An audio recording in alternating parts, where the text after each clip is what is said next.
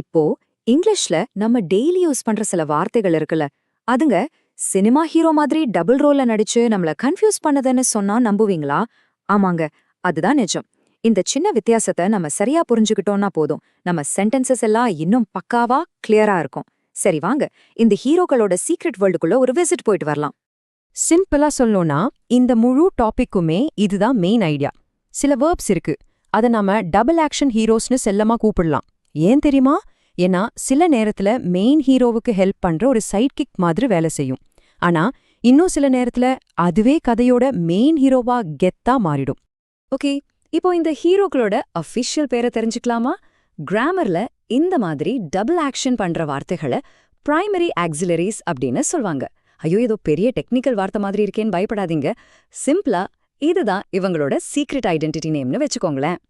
சரி, வாங்க முதல்ல நம்ம பி ஃபேமிலி ஹீரோஸ பத்தி கொஞ்சம் டீப்பா பாப்போம். அவங்களோட அந்த 2 தனித்துவமான ரோல்கள் என்னென்னு இப்ப தெரிஞ்சுக்கலாம். இப்போ இந்த 2 சென்டென்ஸையும் கொஞ்சம் நல்லா பாருங்களேன். முதல்ல ஐ ஆம் ரீடிங். இதுல ஆம் என்ன பண்ணுது? ரீடிங்கிற மெயின் ஆக்ஷனுக்கு ஒரு சைட் கிக் மாதிரி ஹெல்ப் பண்ணுது இல்லையா? ஆனா ரெண்டாவது சென்டென்ஸ் ஐ ஆம் அ டீச்சர்ல பாருங்க, இங்க ஆம் மட்டும்தான் வெர்ப்.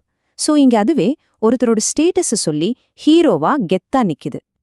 அப்போ இதுல இருந்து நாம என்ன புரிஞ்சுக்கணும்னா, பி வெர்ப்ஸ் எப்போல்லாம் ஹீரோவா வருதோ அப்போல்லாம் அது ஒருத்தரோட நிலைமை இல்லனா அவங்க அடையாளத்தை சொல்றதுக்கு தான் வருதுன்னு அர்த்தம். சிம்பிளா சொன்னா, அந்த சென்டென்ஸ்ல வேற ஆக்ஷன் வெர்ப் இல்லனா இவங்க தான் அந்த இடத்தோட பாஸ். ஓகே, அடுத்து நம்ம லிஸ்ட்ல இருக்கிற 2வது ஹீரோ ஃபேமிலி ஹேவ் வெர்ப்ஸ். வாங்க இவங்களோட சீக்ரெட்டையும் நாம அன்கவர் பண்ணலாம். இப்போ ஹேவ் ஃபேமிலியோட டபுள் ஆக்ஷனை பாருங்க.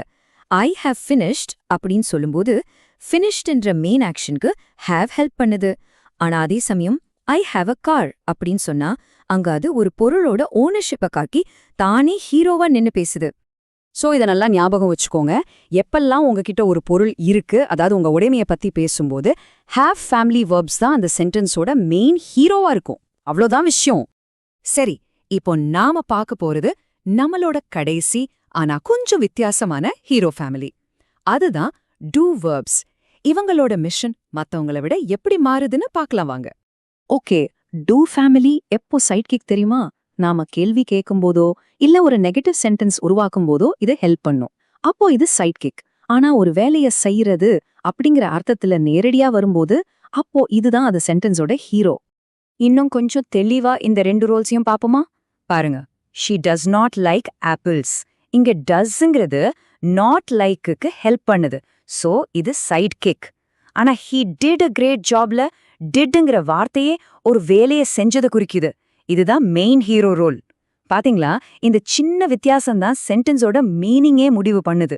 ஓகே, நாம இதுவரைக்கும் கத்துக்கிட்ட எல்லாத்தையும் ஒன்னா சேர்த்து இந்த டபுள் ஆக்ஷன் ஹீரோக்களோட கம்ப்ளீட் ஃபைல ஒரு தடவை பாத்துடலாம் வாங்க. இந்த டேபிள்ல பாத்தீங்கன்னா நாம கத்துக்கிட்ட எல்லாமே ஒரே இடத்துல இருக்கு. Be, have, do. இந்த 3 ஹீரோ ஃபேமிலியும் எப்ப சைட் கிக்கா இருக்கு, எப்ப ஹீரோவா மாறுதுன்னு ரொம்ப நீட்டா சிம்பிளா இதுல சொல்லிருக்கு. இத ஒரு தடவை பார்த்தாலே போதும், நல்லா மனசுல பதிஞ்சிடும். சரி, இப்போ நீங்க இந்த ஹீரோக்களோட எல்லா சீக்ரெட்ஸையும் தெரிஞ்சுக்கிட்டீங்க. உங்க புது ஸ்கில்ஸை டெஸ்ட் பண்ணி பார்க்குற நேரம் வந்தாச்சு. ரெடியா? இதோ உங்களுக்கான ஒரு சின்ன சேலஞ்ச். இந்த சென்டென்ஸை நல்லா பாருங்க. She has a beautiful dress. இதுல ஹாஸ் என்ற வார்த்தை ஒரு ஹெல்பிங் வேர்பா, அதாவது சைட் கிக்கா இருக்கா இல்ல மெயின் வேர்பா, அதாவது ஹீரோவா இருக்கா? அந்த சென்டென்ஸ் என்ன சொல்ல வருதுன்னு கொஞ்சம் யோசிச்சு பாருங்க. உங்க ஆன்சரை யோசிச்சிட்டீங்களா? டக்குன்னு கீழே கமெண்ட்ஸ்ல போடுங்க. நீங்க சரியா கண்டுபிடிச்சீங்களான்னு பார்க்க நான் ரொம்ப ஆவலா வெயிட் பண்ணிட்டு இருக்கேன். இது நமக்கு ஒரு சூப்பரான விஷயத்தை ஞாபகப்படுத்துது இல்லையா? அதாவது சில வேர்ப்ஸ்க்கு ஒரே ஒரு ரோல் தான் இருக்கு. நம்ம அடுத்த பகுதியில கேன், வில், ஷுட் மாதிரி இருக்கிற மோடல் ஆக்சிலரிஸ் பத்தி பார்க்க போறோம். இவங்க எப்பவுமே சைட் கிக்ஸ் மட்டும்தான், எப்பவுமே மெயின் பாஸா மாறவே மாட்டாங்க. சோ அடுத்த பகுதிக்காக காத்துருங்க.